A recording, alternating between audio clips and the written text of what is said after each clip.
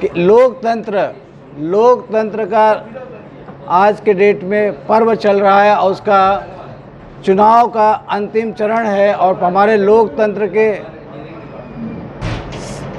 से क्लेम करते हैं कि प्रधानमंत्री हम लोकतंत्र में बिलीव करते हैं और वो एक हमारे साथ कैंडिडेट हैं।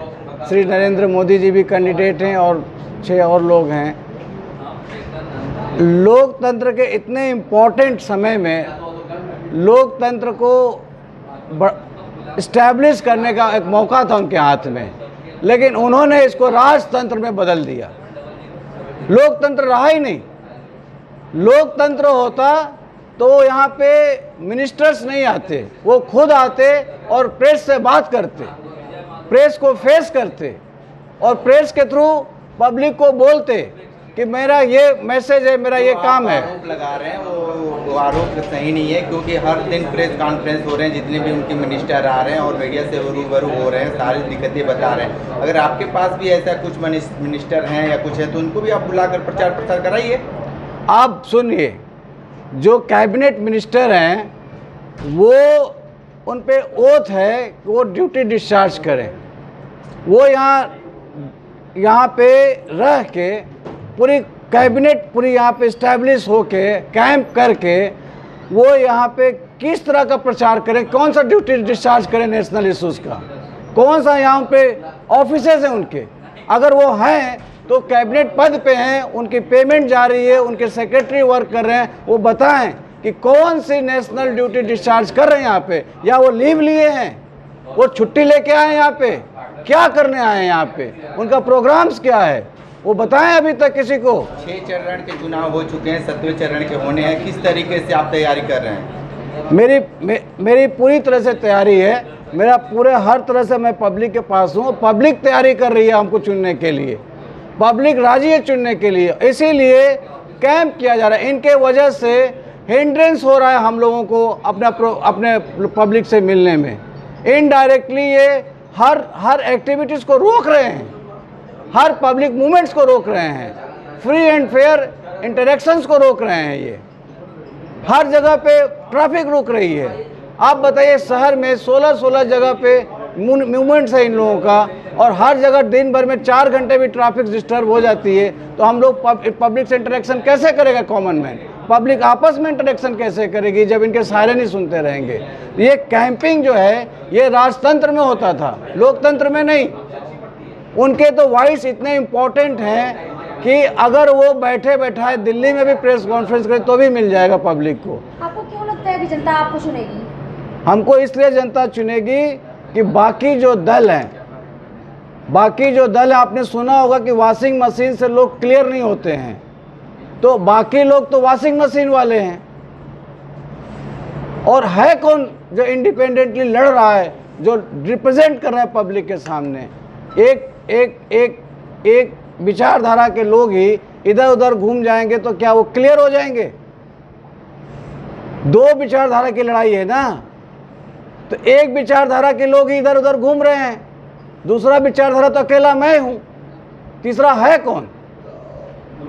नेताजी, बनारस में दिग्गज प्रत्याशी, आप कैसे उनसे साथ लड़ेंगे? आपने फिर वही कहा, ये दिग्गज समझाया जा रहा है कैंप करके। प्रत्याशी कभी दिग्गज नहीं होता। अगर दिग्गज होता तो मैं आपको एक वाकया याद दिलाता हूं। जब लोहिया जी फूलपुर में नेहरू के खिलाफ लड़े थे तो नेहरू ने कहा था कि मैं अब फूलपुर नहीं जाऊंगा, अदरवाइज लोहिया जी का वोटर्स लोहिया जी कहेंगे कि वोटर्स जो है आपके प्रभाव से इन्फ्लुएंस हो गए, इसलिए हम जो है अपनी बात नहीं रख पाए। तो ये है लोकतंत्र। आपको बनारस की जनता आपका चेहरा भी नहीं पहचानती, तो कैसे आपको वोट देगी? आप तो पहली बार आपको देखा जा रहा है। देखिए, बनारस की जनता हमारी चेहरा कैसे नहीं पहचानती है? बनारस की जनता जो है, आपको लगता है कि बनारस की जनता जो है अशिक्षित है? आप वैसा बोलना चाहते हैं? अरे आज के डेट में बनारस की जनता के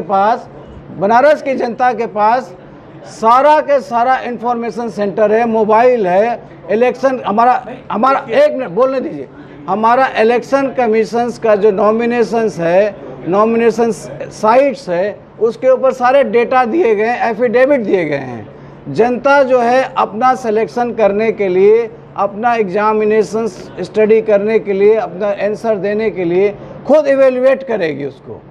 अगर आप जनता में बिलीव करते हैं कि जनता आपकी रेस्पेक्टेबल है और हमारी रेस्पेक्टेबल जनता है, पढ़ी लिखी जनता है, वो वोट देने से पहले आप उन्हें टाइम तो दीजिए कि इवेल्युएट करें। आप कैंपिंग करेंगे, आप 20-20 कैबिनेट मिनिस्टर्स लगाएंगे, आप बड़े बड़े रोड शो करके जाम करेंगे, प्लेट है। पहले सबसे बड़ा मुद्दा कौन सा उठाएंगे? सबसे बड़ा मुद्दा उठाएंगे कि बनारस के अंदर जो एजुकेशन सिस्टम है कंप्लीट कोलैप्स हो गया है और बनारस की जनता ज्ञान गंगा के लिए जानी जाती थी, एकेडमिक अवार्ड के लिए जानती थी, हर पद्म विभूषण, हर अवार्ड में बनारस की जनता का पार्टिसिपेशन रहा है। यहाँ से इतने बड़े बड़े एक्नॉलेज आर्टिस्ट निकले। पंडित रविशंकर कहाँ चले गए? नए पंडित रविशंकर, छन्नू महाराज कहाँ चले गए? बिस्मिल्लाह जी कहाँ चले गए? क्यों नहीं आ रहे हैं ये लोग? इसी विश्वविद्यालय में हमारे प्रेसिडेंट्स आके फिलोसफी के रमन जी पढ़ाए हैं, क्यों नहीं आ रहे हैं इंटेलेक्चुअल्स पढ़ाने के लिए? इनको शौक होता था यहाँ पढ़ाना।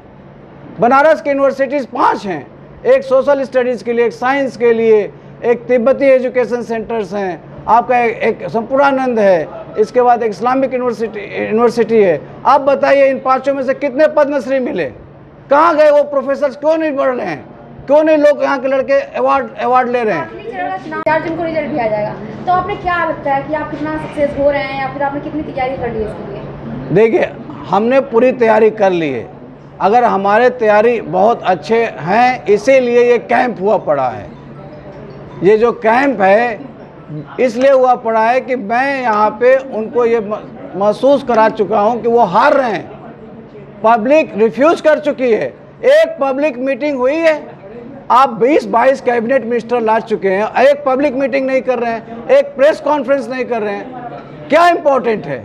पब्लिक को मैसेज टी शर्ट बांट के अपना चेहरा दिखा के, अपना सिंबल दिखा के टी शर्ट गमछा बांटने, हेलमेट बांटने से होगा कि पब्लिक को अपनी बातों को समझाने से होगा मैसेज? कौन सा मैसेज आप दे रहे हैं? आप मैसेज का क्या माध्यम अपना रहे हैं? कैपिटल, गिफ्ट, इन्फ्लुएंस कर रहे हैं आप पब्लिक को ब्राइबिंग करके। और आपका इलेक्शन कमीशन ऑब्जर्वर जो इंडिपेंडेंट होना चाहिए, बेसिकली बनारस के इलेक्शंस के लिए सुप्रीम कोर्ट के जज को बैठना चाहिए ऑब्जर्वर बन के। हम ये डिमांड करते हैं, ऐसे जब भी आगे इलेक्शन हो सुप्रीम कोर्ट का जज ऑब्जर्वर हो, ताकि इस तरह का इन्फ्लुएंस करके वोटरों को डरा के और परमानेंट एक बनारस के एक लोकतंत्र से चुने हुए सांसद की जगह को एक सीट न बना दिया जाए। आज बनारस सीट बन गई है।